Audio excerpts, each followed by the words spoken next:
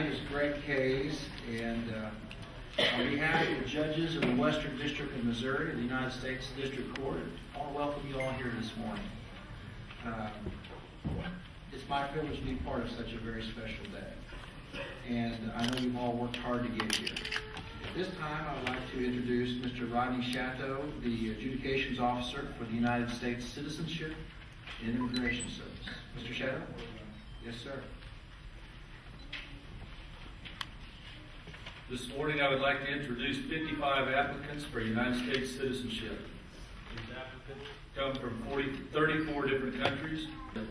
Upon taking the oath of allegiance, each will have the rights, the privileges, and the responsibilities of United States citizenship. As I call your names, please stand and say the country from which you come. Peter Cornelius Lober. Liberia. Please be seated, sir. Leah Lee. Mohammed Masad Sabla. Israel. Han So Chris Yi. I'm from South Korea. South Korea. Anasuya Silvestri. I'm from the Philippines. Philippines. I'd like to introduce to you Ms. Ann Thompson, the Court Executive for the Western District of Missouri District Court. Ms. Thompson, would you do the honors? May it please the court. Yes, ma'am. Will all the prospective citizens please rise and raise your right hand? Please repeat after me. I do hereby declare. Upon oath. That I absolutely and entirely. Renounce and abjure. All allegiance and fidelity. To any foreign prince. Potentate. State or sovereignty. Of whom or which. I have heretofore been.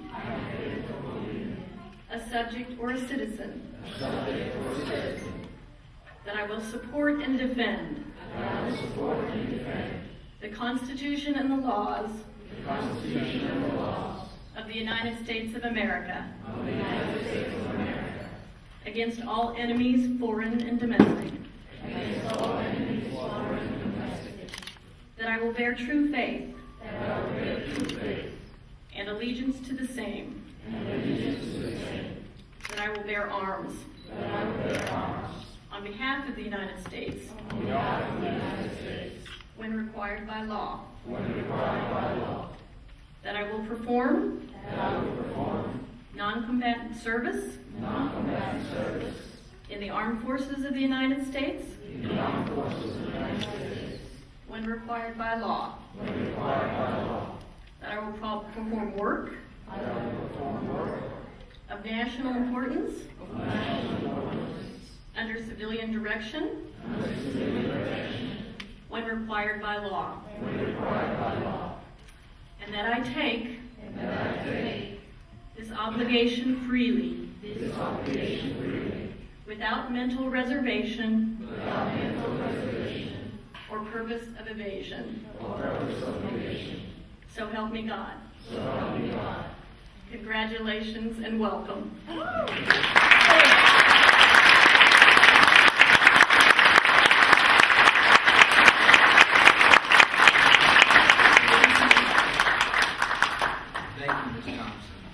I'm sure that you've studied how this great country was formed.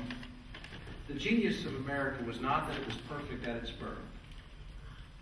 The genius was that our founders, given their ability to recognize that all human beings, themselves included, were flawed and fallible creatures. They created institutions of government that would eventually help us to form a more perfect union. And so our founders enshrined within a document called the Constitution some grand and enduring ideals which guarantee to every citizen some very important, fundamental human rights.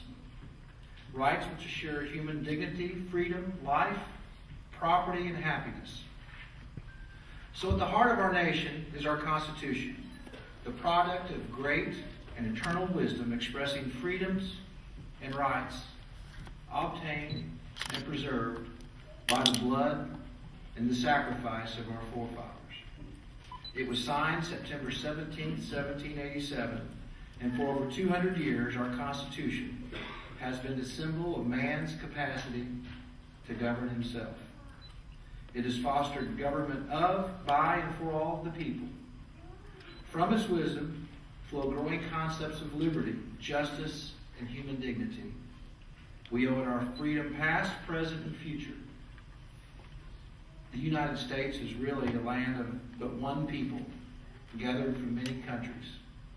Being a good American does not depend on whether one is foreign-born or native-born, but whether he or she lives the ideals and carries out the duties and responsibilities of citizenship.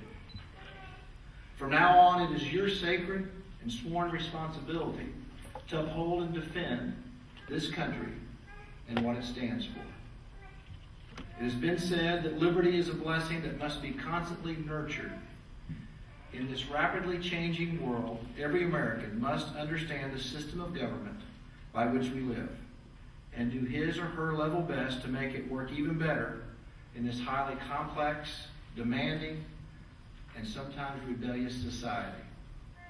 Although we are sometimes very different from each other, it is our obligation to be tolerant of each other and to live in harmony together.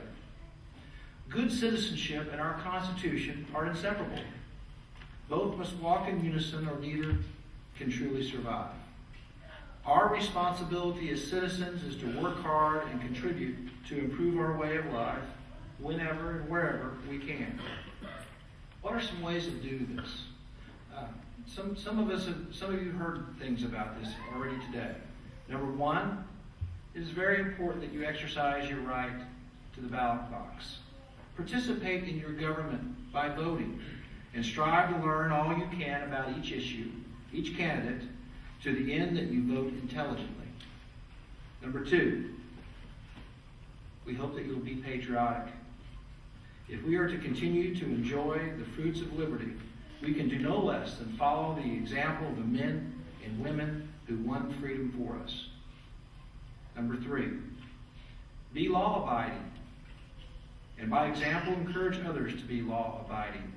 Support your courts and your local and national and state law enforcement. Number four, participate actively in the affairs of your city, state, and nation. Support your schools, your community charities, your service organizations. Number five, respect. Respect the rights and the privileges of others. Let fair play be your motto.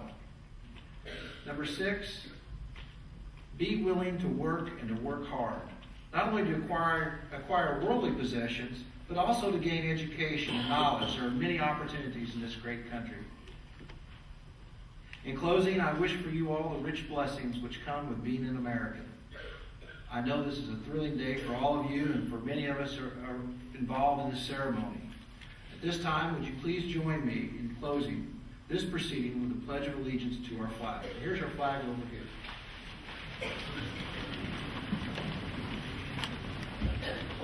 I pledge allegiance to the flag of the United States of America and to the republic for which it stands, one nation, under God, indivisible, with liberty and justice for all. Please be seated.